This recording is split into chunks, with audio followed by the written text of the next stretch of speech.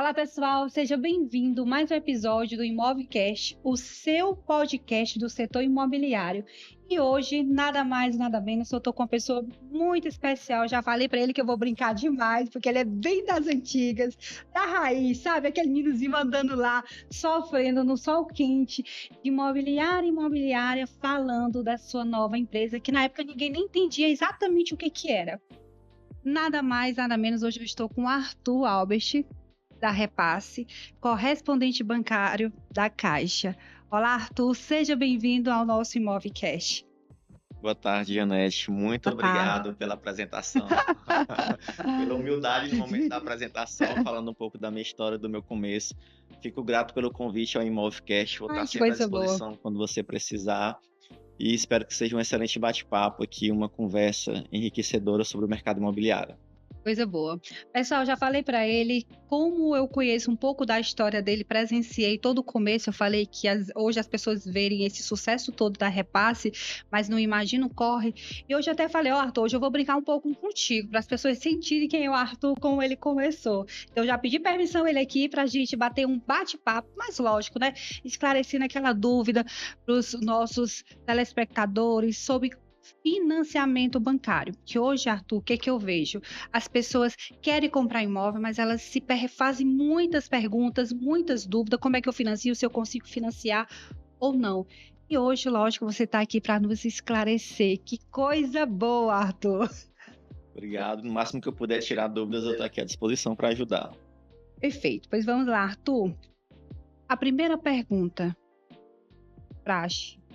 Todo mundo pode financiar um imóvel? Pode, é o que mais me pergunta. Olha.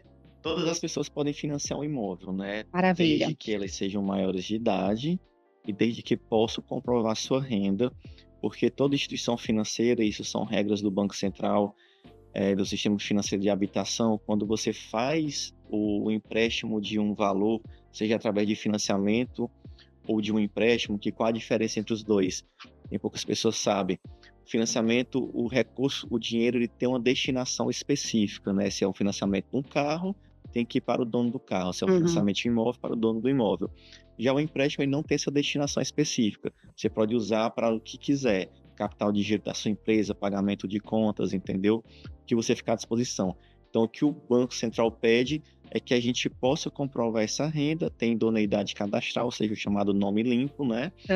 Para que possa ser feito esse empréstimo, essa aprovação do crédito. Maravilha. E Arthur, quando se fala de financiamento, é outra dúvida que surge muito. Qual o valor da taxa de juros?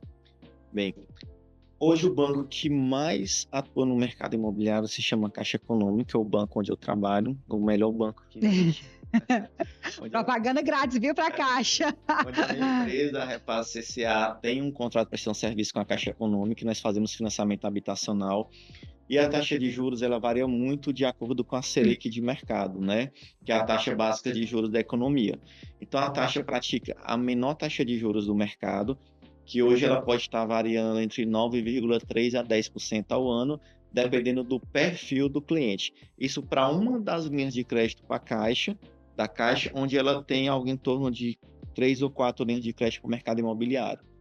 Isso eu falo para média alto padrão, entre 9,3% a 10% ao ano, e nós temos o Minha Casa Minha Vida, que é uma taxa de juros que não depende da Caixa Econômica. É muito de perfil, né? No Minha Casa Minha Vida, o perfil ele fica mais para o SBPE, para o médio alto padrão. No Minha Casa Minha Vida é mais direcionado pelo governo federal. E o bom, Arthur, é porque quando fala SPPE, pessoal, as pessoas perguntam o que é SPPE? Simplesmente são os imóveis que pode ser pronto ou não com a linha de crédito, que tem um valor específico, né? E a taxa de juro é em torno de 9,53. Já chegou até 8,75, 7 e pouco, 6,75, acho que em 2014 ou foi 2015. 2014. Foi exatamente 2014, não foi isso? Que é onde faz toda essa giratória, esse crescimento do setor imobiliário. Aí eu te pergunto, as pessoas falam, financiar a casa é caro? Em parte, sim, porque nada é de graça. Mas eu ainda acredito, Arthur, falando aqui um pouco de financiamento, que ainda é mais atrativo do que automóvel. As empresas de automóvel que não que não se sinta ofendido, eu não estou falando isso, porque hoje quando a gente faz uma comparação de taxas, onde um carro é 1,99 Ao ao mês. mês, totalizando isso dá o quê? Quase 24% ao ano. O financiamento bancário sai em torno de quê? 9,75 Ao ao ano. ano. Então, a diferença é muito grande. Onde a gente ainda encontra imóvel hoje do preço de um carro, né? Mas as pessoas ainda têm muito essa dúvida. Então, ainda é, sim, uma opção maravilhosa de financiamento. Foi bom você fazer essa comparação, porque de todas as linhas de crédito que tem no mercado como um todo, não só a Caixa Econômica, você tem lá financiamento de carro, imóvel, aí você tem crédito para servidores públicos, aposentado, é o crédito consignado, né? Você tem Isso, crédito para empresa PJ e isso. crédito para pessoa física que não seja servidor público. Se você pega todas essas linhas de crédito, você percebe que não tem nenhuma linha de crédito mais baixa do que a linha destinada ao financiamento habitacional. E também me recordando aqui, Arthur, porque não falou, a gente vai lembrando de algum time, de algo que sempre o cliente pergunta, é que quando é para um funcionário público, além daquela taxa, ele ainda pode ter uma redução ainda um pouco Maior do que para quem não é maior. servidor público. Isso, ou seja, pode reduzir a parcela dele em torno de 100, 200, 300, que vai depender muito do financiamento. É isso mesmo? Isso depende muito do valor do crédito que ele quer, porque o crédito liberado pela Caixa é o que diz a prestação dele, né? Então, quanto mais crédito você pega, maior a sua prestação. O servidor público, quem trabalha no setor privado, mas tem carteira assinada, tem contra-cheque, e ele faz esse relacionamento com a Caixa de transferir o salário dele para a Caixa também dá incentivo para aqueles clientes que querem um relacionamento com ela. Porque você faz o financiamento habitacional, outras linhas de crédito, como carro, empréstimo, são chamadas de curto prazo. Vão lá de 12 meses a 5 anos. A habitação pode chegar a 35 anos. E Arthur, eu me lembro bem na época que eu comecei, que quando era para ter esse relacionamento, era uma burocracia enorme, as pessoas tinham que ir no banco fazer isso. Hoje não.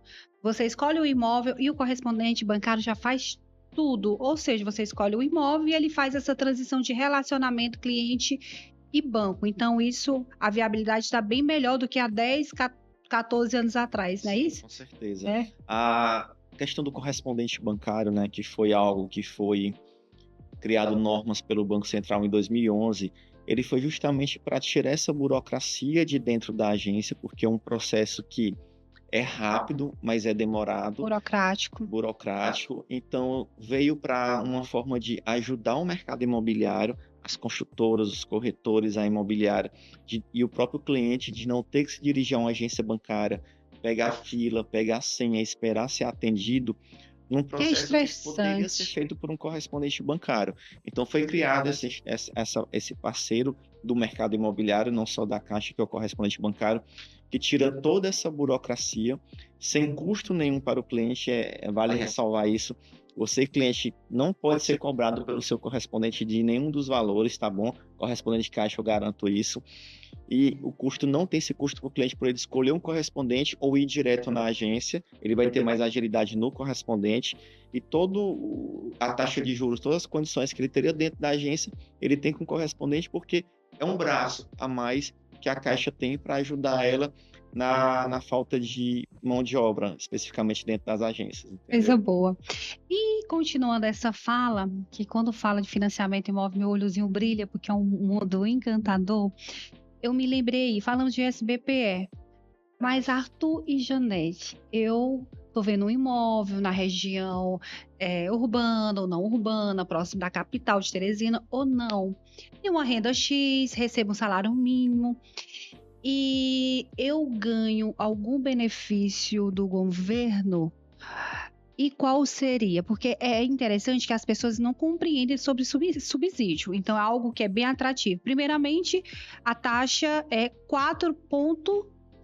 Ela 4,25%. 25%. A maior 8,6%. Isso no ano. Isso no ano. No ano. Traduzindo, sai uma média bem baixinha mensal. Se dividir, sai 0,3%. A matemática tá em dias, Arthur? A minha tá não. Essa menor taxa do Minha Casa Minha Vida sai um 0,4%. 4% no máximo ao mês. É muito baixo. Muito baixa. Perfeito. E quem faz parte desse programa, ele pode conseguir um desconto de quanto a quanto? Do mínimo ao máximo, para eles terem noção. É interessante isso, porque você falou de duas siglas, né? E para deixar mais simples aqui para quem não está nos assistindo, o SBPL significa Sistema Brasileiro de Poupança e Empréstimo, ou seja, o recurso, fundo de recurso, ele vem da poupança do trabalhador. Hoje, 70% do recurso da Caixa para habitação vem da poupança, 30% vem da LCI.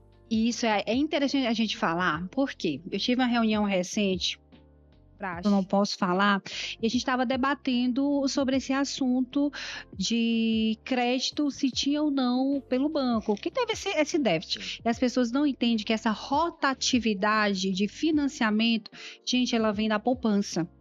Então, quanto mais os brasileiros investirem, mais financiamento eles terão para a sua casa própria. Não é isso, Arthur? Exatamente. Então, assim, tem que ter recurso na poupança, porque o banco ele não cria crédito, ele não emite a moeda. Então, você pega o recurso das pessoas que depositam na poupança e empresta para aquelas pessoas que estão precisando de financiamento. Então, precisa que a poupança seja alimentada por todos os brasileiros, para que tenha sempre recurso para que a habitação possa movimentar. A rotatividade, né? Isso. E mudando agora esse assunto tá bacana, tô gostando, tá fluindo, viu? Se deixa eu até o que faltou e falar para ti sobre o subsídio, né? Vale. Falando da poupança. Esse programa. Agora falando do Minha Casa Minha Vida, né? Ele vem do FGTS Trabalhador, né? Todas as pessoas que trabalham com carteira assinada, seja no setor público ou no setor privado, alimenta esse fundo do FGTS que alimenta o Minha Casa Minha Vida. Então, as pessoas que têm renda até R$8.000 e que compram imóveis até R$350.000, elas se enquadram no programa Minha Casa Minha Vida. E esse programa ele dá direito a subsídio, não a todos os clientes, mas aos clientes que ganham até R$4.400. E o subsídio pode variar algo em torno de R$700 a R$35.000. E tem estados que chegam até R$5.000. Entendeu? Gente, o que é subsídio? Simplesmente é um desconto que você ganha no na compra do seu imóvel. Exatamente. Que o governo ele paga para você. Traduzindo com palavras bem claras para você que está aí entender. Ajudando a comprar seu imóvel, entendeu? Ele já está fazendo esse favorecimento na compra do seu imóvel. E, Arthur, praxe. Agora nem eu entendi minha letra aqui, tá, Cajita? Pronto, lembrei aqui uma pergunta que eu sempre ouço, eu acredito que você também deve ouvir demais. Meu nome está limpo, mas eu não consigo financiar nenhum imóvel. O que acontece nesses casos aí, Arthur? Eu escuto muito isso. Vamos lá. A gente tem vários fatores que podem acontecer quando a gente tenta avaliar o crédito do cliente e ele não tem um crédito aprovado naquele momento. Por que eu falo naquele momento? Porque em outra tentativa ele pode conseguir. O fato de não ter conseguido a primeira vez não quer dizer que não vai conseguir nunca mais. Um dos principais fatores, a pessoa tendo o nome limpo e não tendo o crédito aprovado, é o fato de que quando o sistema da Caixa ele faz uma aprovação de crédito, ele faz toda uma pesquisa na base do chamado de SCR do Banco Central, certo? É onde você tira o registro do cliente. Que palavras são essas? Nada mais é do que o banco consultar tudo que você tem no sistema financeiro, tudo que você tem em outros bancos. Então, se você tem uma renda, eu ganho R$2.000, R$3.000 por mês, mas eu pago a prestação de um carro, eu pago um empréstimo, eu pago um consórcio. Esse é um tema que é bem legal aqui a gente falar, porque você como correspondente já teve algumas situações e nós também. Só lhe cortando aqui, mas é um tema que a gente... O que acontece, pessoal? Basicamente, quando alguém quer fazer um financiamento, o banco ele faz eu não vou falar, ele faz o quê? Uma pesquisa completa sobre o seu CPF. Se você comprar até acho que um bombom no supermercado, ele vai saber. E às vezes as pessoas não sabem disso. Eu tenho uma parcela de um carro, tenho uma parcela disso. Isso aconteceu com um cliente meu. E eles não comunicam. E quando chega lá, tem tudo. Então, continue essa fala aí. Então, assim, a Caixa Econômica, como é uma instituição que é muito preocupada com o bem-estar dos seus clientes, a questão do seu endividamento, da proteção social também, que a Caixa é um banco do governo para essa questão social, ela entende que se você tem uma renda de 2 salários mínimos e você tem várias prestações, você não pode acumular em prestações mais do que 30% da sua Perto renda do, bruta. do valor. Então é nesse momento, quando você vai comprar seu imóvel, que o crédito é aprovado. Por que eu falei em outro momento você consegue? Porque se você quitar esses compromissos financeiros, diminuir eles, aí numa outra oportunidade, a Caixa vai lhe emprestar esse Vai emprestar crédito. esse crédito. Então, assim, a preocupação do banco é que você não transforme o seu sonho em pesadelo. Que aquela compra do seu imóvel não se transforme numa dívida a mais para você e numa dívida impagável. Então, assim, é realmente que seja um lar, que seja algo que você possa chegar, descansar e realizar todos os seus sonhos ali dentro. E ter o sonho realizado. Então, ter o meu nome limpo e não conseguir o crédito aprovado é um desses fatores. O outro, como a gente falou agora há pouco, é o recurso do banco. O recurso de banco, ele é escasso, ele é limitado, não é ilimitado. Então, a Caixa Econômica vai emprestar para quem é cliente dela, cliente com relacionamento. Então, em primeiro momento, ela não aprovou o crédito por falta de relacionamento. Se o cliente faz um relacionamento, em segundo momento, ele tem um crédito aprovado. E também tem uma pauta aí que entra nessa fala. O cliente está com o nome 100% limpo e não tem nada de parcela. E não foi aprovado. Explica aí como é que A funciona. falta de relacionamento pode ser o principal motivo, porque se ele tem renda para adquirir aquele imóvel que ele quer comprar, ele tem capacidade de pagamento para isso. Com certeza é a falta de relacionamento, porque quando o banco ele faz a avaliação de risco, ele faz uma avaliação de risco baseada em orientações do Banco Central, onde diz que o cliente é dividido em perfis, por letras A, B, C, D, F, G, H, que é de acordo com o relacionamento que ele tem no banco dele, onde ele está querendo captar esse recurso. Então, se ele tem um nome limpo, tem renda, não tem endividamento e não conseguiu o crédito, é só fazer o relacionamento que ele consegue. Perfeito. Porque o banco quer conhecer aquela pessoa que ele vai emprestar o crédito e vai ficar por 35 anos com ele. E esse relacionamento foi aquele que a gente até falou anterior, que seria colocar, se for a conta salário em um banco, transferir para a Caixa, fazer cartão de crédito, cheque especial, mais ou menos isso, né? Mesmo que não use, mas Você ficou muito preocupado, eita, eu vou ter que ir lá no meu gerente do outro banco, me indispor com ele, tirar meu produto de lá, minha conta salário. Não precisa. O meu banco, a Caixa Econômica faz tudo isso para você, entre em contato com o seu outro banco, refaz o relacionamento. Eu quero deixar bem claro para os nossos telespectadores aqui que em nenhum momento a Caixa quer que você deixe de não ter relacionamento com nenhum outro banco. Ela quer o relacionamento com ela, entendeu? Porque você está pedindo dinheiro emprestado para ela. Então você precisa ter um relacionamento para que ela possa lhe conhecer e que essa relação seja de confiança, entendeu? E além do mais, depois que você experimenta a Caixa Econômica, você não quer mais para outro lugar. É um banco maravilhoso, é o melhor. Por isso que a propaganda dela é muito mais do que um banco, sabe? Publicidade, já falei, a Caixa tem que nos contratar, porque hoje foi forte a publicidade aqui. Quais os financiamentos que existem, Arthur? Pronto. A gente tem linhas de crédito dentro da habitação para cada tipo de imóvel que você vai adquirir, né? A gente tem taxa de juros para cada tipo de cliente, para cada perfil de cliente tem uma taxa de juros, e para cada imóvel a gente tem uma linha de crédito. Então, quando a Alto Padrão Imóveis faz a venda de um imóvel para um cliente, ela vai vender um tipo de imóvel.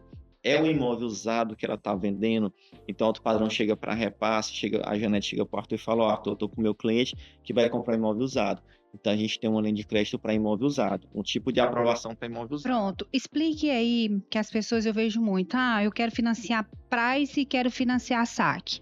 Sim. Eu sei o que significa cada um, mas explique aí você na parte técnica de uma forma bem simples para as pessoas do outro lado entender aí o que é. Continuando o raciocínio das linhas de crédito. Aí a gente tem para imóvel usado, a gente tem para imóvel na planta, que são aqueles imóveis que a construtora lançou, mas que vai ser entregue com um determinado prazo, normalmente 2 anos.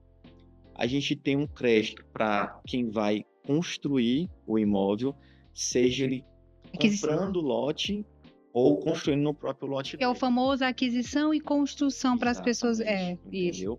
E a gente tem aquele linha de crédito para aquele imóvel novo pronto. Acabou de ficar pronto, a gente vai fazer a venda daquele imóvel, certo?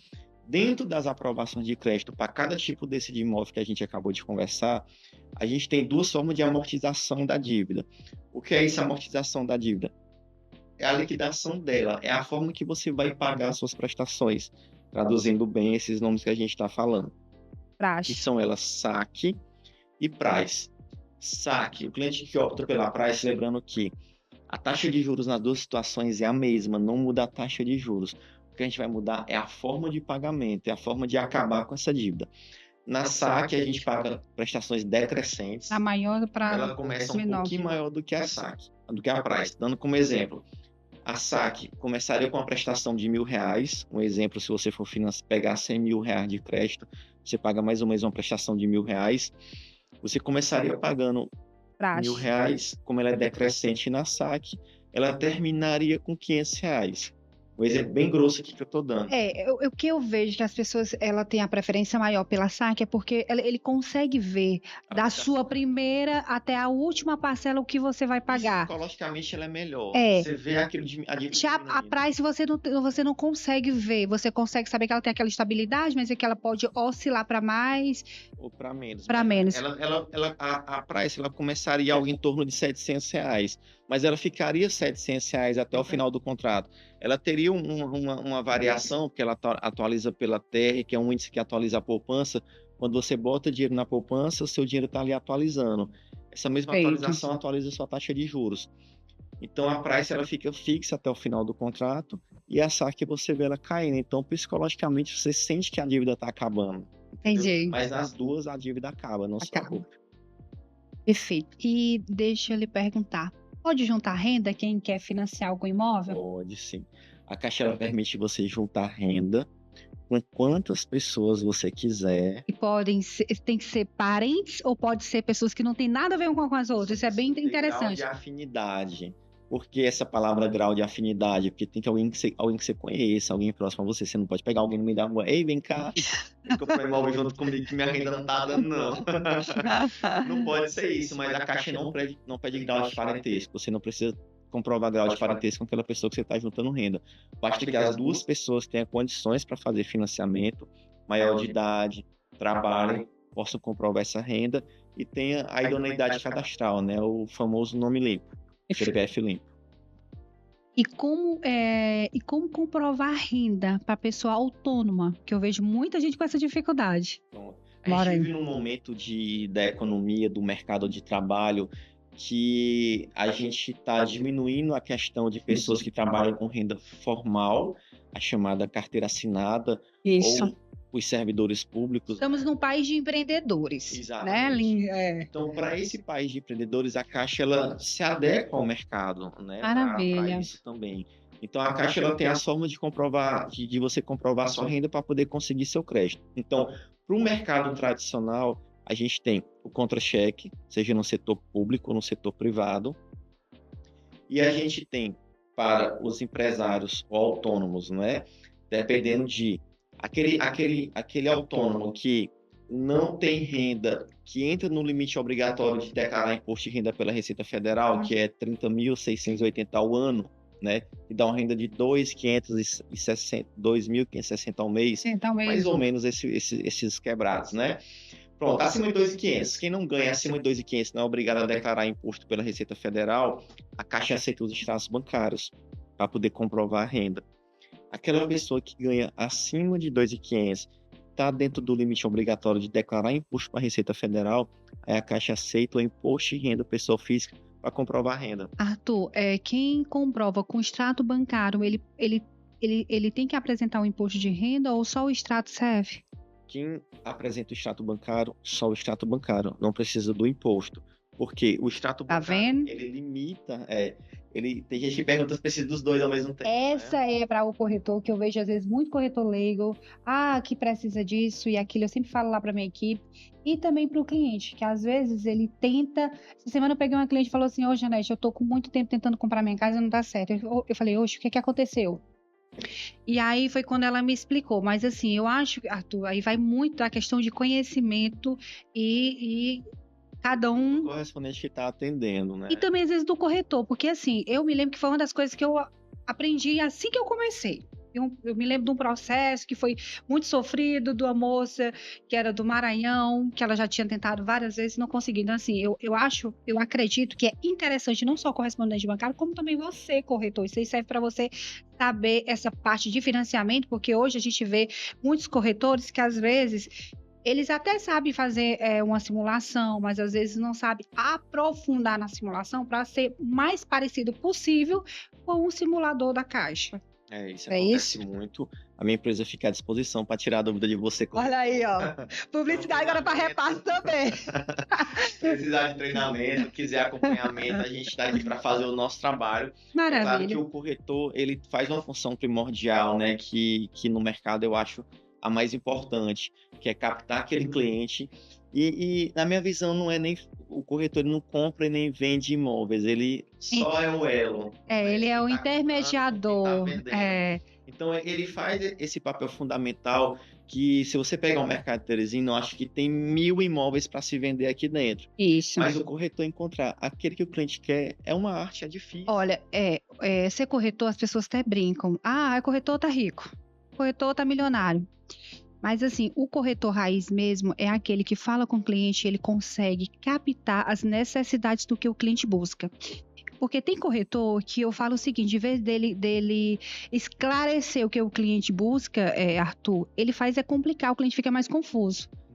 Então, assim, eu aconselho o corretor que quando for atender um cliente, deixe de focar no imóvel, foque no seu cliente, que você vai conseguir até selecionar algo dentro dos parâmetros que o cliente busca. Sim. Não é isso? Então, assim, hoje eu acredito que é crucial um corretor, lógico, um especialista na compra do imóvel, porque ele consegue fazer toda essa filtragem e tirar todas as dores de cabeça, desde da escolha do imóvel até a parte cartorária, que também é outro assunto para outro podcast, que também dá muita dor de cabeça. Exatamente. É a parte da documentação. Então, a Repasse, ela tá para ajudar dentro do mercado imobiliário ao corretor a dar esse suporte e tirar dúvidas para ele, treinar como é que ele faz essa simulação. E muitas vezes está junto. Eu faço muito atendimento dentro de imobiliárias para ajudar o corretor ali no momento do fechamento da venda, porque ele escolheu o imóvel. O cliente quer, está encantado, é no preço que ele quer, no bairro que ele quer, com a comodidade, com a segurança, mas quando passa todo aquele encantamento, a gente precisa do crédito, Do crédito, perfeito. né? E é nesse momento que eu entro para poder aprovar o crédito para o cliente e auxiliar o corretor com isso.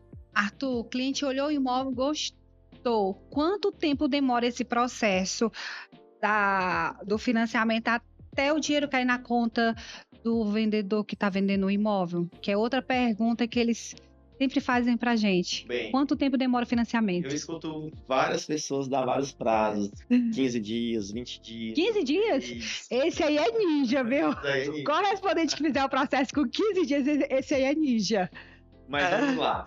Eu vou defender o que eu faço dentro da minha empresa, né? Porque quando você fala do dinheiro cair na conta do vendedor do imóvel, envolve muita coisa, principalmente cartório. E a gente teve recentemente esse ano num trâmite de mudança. De mudança né? de cartório na nossa De cidade. cartórios, de proprietários de cartório, a palavra correta para o dono do cartório, me faltou aqui a cabeça, né? Para quem é o dono do cartório, tem um nome para ele. O tabelião? Pronto. E teve essa mudança. Nessas mudanças, ela veio para melhorar, para encurtar o prazo, porque no Veio. mínimo hoje em Teresina, eu não sei outras cidades, mas o mercado onde eu mais atuo, né? Apesar de que a empresa já está atuando também no mercado de São Paulo, nós estamos com 30 dias no mínimo para esse processo assinado com a Caixa ir para cartório, voltar registrado, para que a Caixa possa liberar o dinheiro na conta do cliente, porque precisa dessa formalização, né?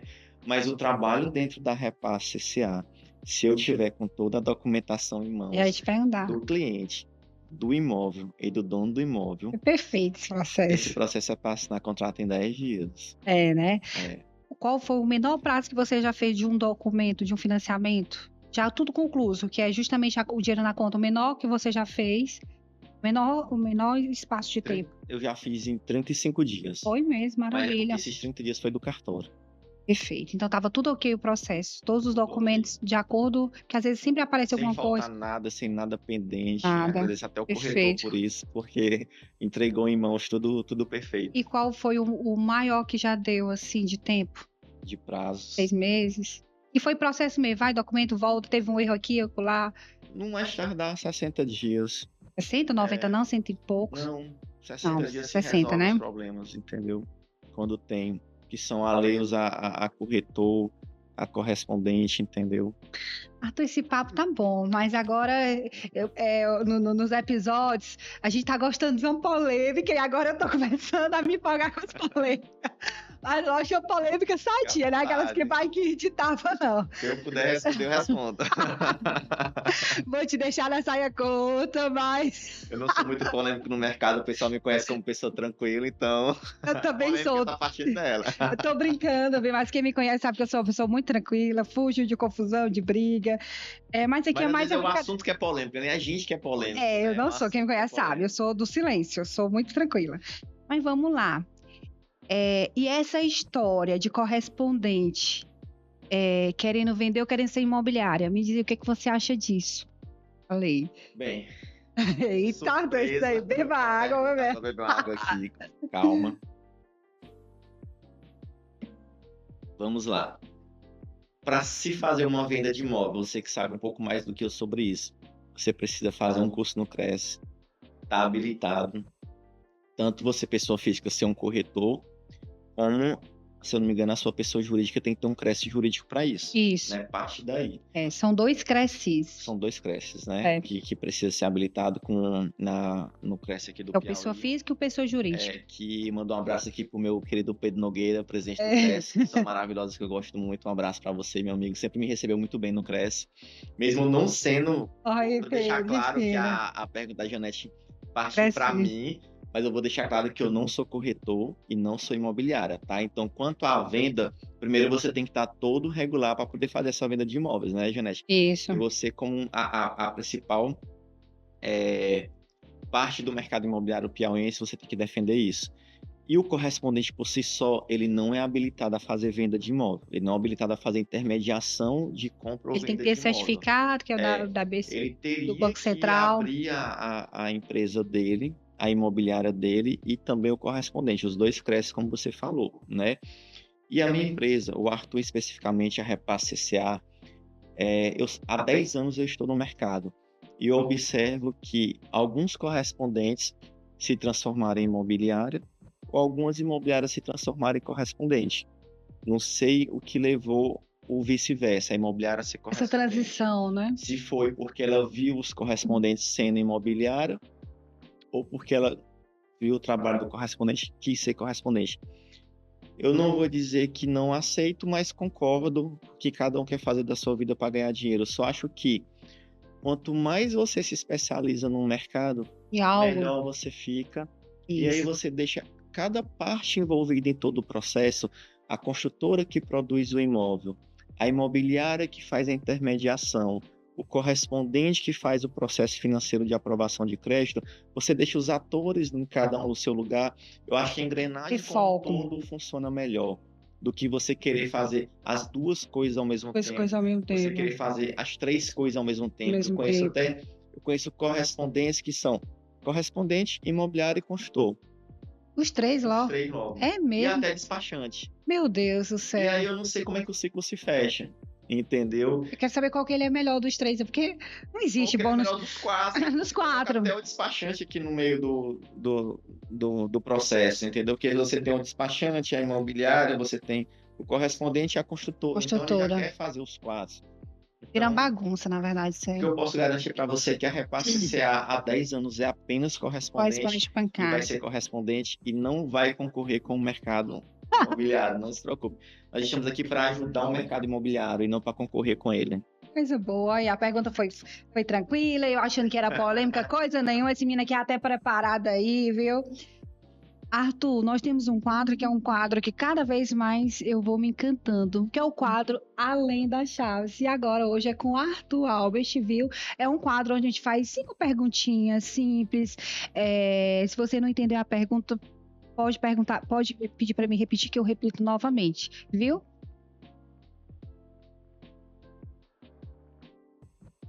A primeira pergunta é, Arthur, se você pudesse morar em qualquer lugar do mundo, onde seria e por quê? Pronto. Eu vou escolher o segundo melhor lugar, porque o primeiro é a minha cidade. Ê, Terezinha. Não troco por nada. Bebeu água, pronto. Passou o calor rapidinho. Mas o segundo melhor lugar do mundo que eu moraria depois de Teresina seria Londres, na Inglaterra. Ah, é? Gosto. Visitei recentemente essa cidade. Perfeito. Era sempre um lugar que, vendo em imagens de televisão, internet e tudo, era um lugar que eu queria muito conhecer. Tem Apesar de ter castelo, conhecido princesa. no mesmo período, eu conheci Londres e conheci Paris, É né? maravilha. Então, mas fiquei encantado por Londres. Ela é um lugar maravilhoso, é um lugar que eu viveria tranquilamente. É outra cultura, né? É outro. Outra cultura, ambiente muito agradável, sensação de segurança maravilhosa, Maravilhoso. entendeu? Mas são coisas que eu sei que um dia o nosso país também chega lá. Fé Sem em dúvida Deus, nenhuma, esperança é a entendeu? única que morre, Por isso que eu falei brasileiro. que o segundo lugar, não o primeiro. O primeiro lugar é minha Teresina mesmo. Pronto. Qual é a sua lembrança favorita de infância relacionada à casa ou lugar onde você cresceu? Pronto, eu cresci num bairro aqui na zona sudeste de Teresina, onde eu fui muito feliz lá durante 20 anos, tive excelentes amizades, um bairro muito bom, muito seguro, e os amigos foram, geralmente sempre são as A pessoas. lembrança da A infância, lembrança daquelas sempre são as brincadeiras que você tinha pessoas. com ele, né? De bola no meio da Com eles. rua, isso e aquilo, não tinha celular na minha época, né? Já tô entregando minha idade aqui também. Você é novo, rapaz. Tem seus 22 anos. Se você pudesse escolher um único livro para reler pelo resto da sua vida, qual seria? Código da Vinci do Dan Brown. Olha, muito bom livro, viu? Parabéns. Excelente. E se pudesse voltar no tempo e dar um conselho ao seu eu mais jovem, qual conselho você daria? Essa é Ao boa. Arthur Albert de 20 anos É, atrás, essa é boa, eu gosto dessa pergunta. Adoro. eu diria a ele que, por tudo que ele passou, principalmente da adolescência, que depois que você passa no vestibular, que é algo... Eu sou formado em administração pela Universidade Federal do Piauí. Então, quando você está naquela fase de adolescência, sem saber o que é da vida, o que quer da vida, para onde ir, quem escolher com amigos, que conselhos escutar, de muitas coisas que as pessoas lhe falam, que realmente caminho você tem que seguir, eu acho que eu voltaria para aquele Arthur de 20 anos atrás e iria para ele, pegaria no ombro dele e falava: calma, meu amigo, calma, que tudo aquilo que você pediu a Deus e está pedindo agora, eu vou lhe dizer uma coisa: Deus mandou bem melhor para você. Sua vida vai ser extraordinária, bem melhor do que você pediu. Cada coisa que você pediu a Deus de um jeito, Ele deu melhor. Talvez não no tempo que você queria, no tempo tempo de dele. Deus. Mas quando você teve a paciência de esperar o tempo dele, Ele deu melhor. Então só confie em Deus e obedeça seus pais. Arthur, essa fala aí, antes de eu partir para outra pergunta, é bem interessante porque eu me lembro do teu começo, como você também deve lembrar de mim do meu começo. E realmente é verdade. Quem viu alguns anos atrás nunca ia imaginar que estaria em um Arthur. Graças a Deus as pessoas não sabem o que passa, né, nos bastidores. Mas é uma empresa de sucesso, é uma empresa que eu gosto muito, viu? Deu o meu maior respeito. E sei da sua luta, que é uma luta grande e cada vez mais na continuação de melhoria.